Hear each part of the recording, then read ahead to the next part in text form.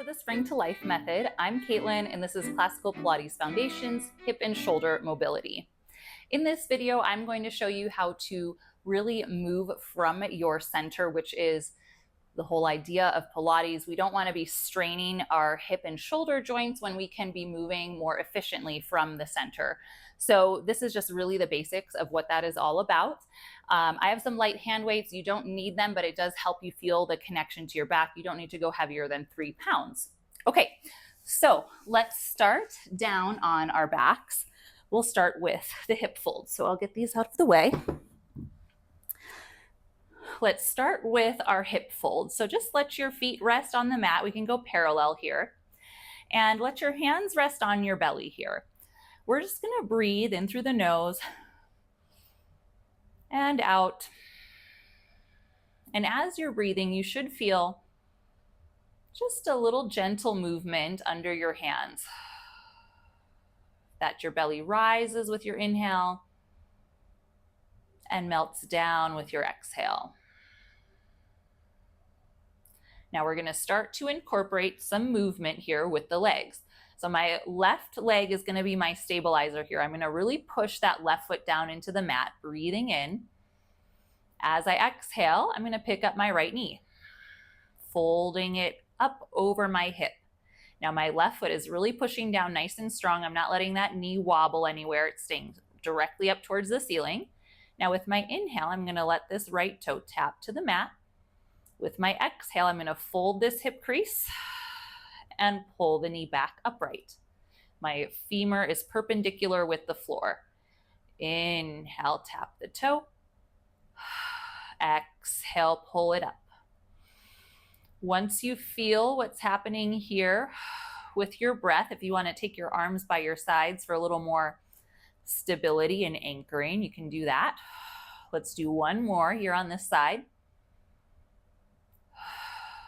And then replace your right foot down. Now my right foot's going to be my stabilizer. I'm going to push into that foot. Exhale, left knee up.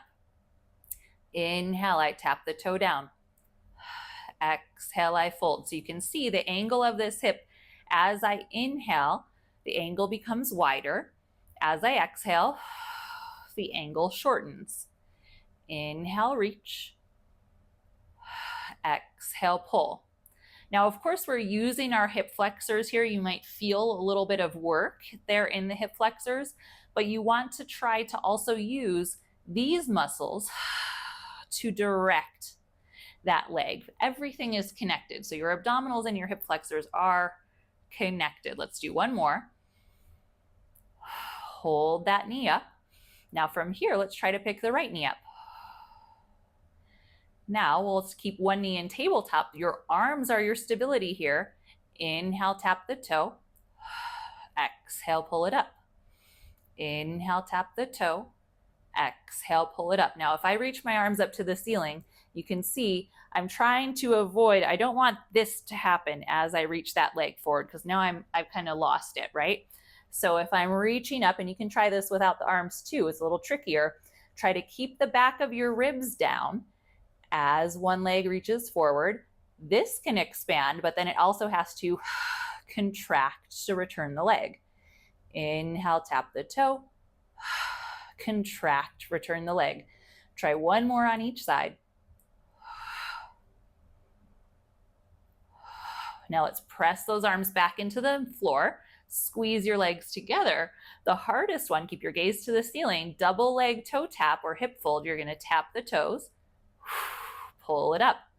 Now, I didn't make it to the mat that time because I felt like if I went any further, I was going to lose my connection, my backside connection to the mat. So with this double leg, I'm only taking it as far as I can while keeping this connection in the front, keeping the length of my spine on the back. One more. Bring the feet down and let it rest. Go ahead and let your knees rock to the sides. All right, come center. Let's go heels together so we have that midline connection. If you have weights, you could reach for them. If you don't, you can just make fists and reach up to the ceiling. So from here, we're going to arc the arms. So with my inhale, I'm going to let one arm reach back. And if you have a weight, you'll notice that you kind of get to a point where you feel like, okay, my shoulder is feeling a little strain, and that's probably as far as I can go without totally dropping it, right? So that's the place you want to find where, again, your spine is long on the mat. You're not losing your ribs, and then press it forward. Inhale, our opposite arm reaches back. Exhale, press it forward. So I'm trying to maintain the control of my middle section as I move my arm back and overhead. And maybe my bicep comes up next to my ear, but we don't have to touch the floor, especially if you're holding a weight. Now, let's take it a little further. Let one arm reach back.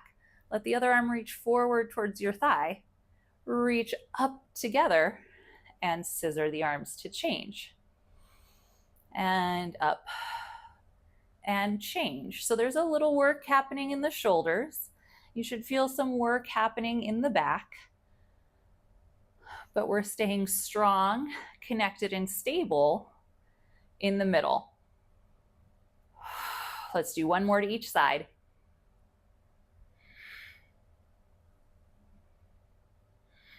Let the arms come down, ditch those weights, rocker it up. And that's it, pretty short and sweet, just a little shoulder and hip mobility that gives you an idea of, as you're progressing and doing more complicated things, how the basics work in the shoulder joint and in the hip joint and how you want to approach it. If you learned something from this video, leave me a comment and tell me what it was. If you found this valuable, please like the video and subscribe to my channel so we can continue growing our practice together. And don't miss the next video on side bends and rotation.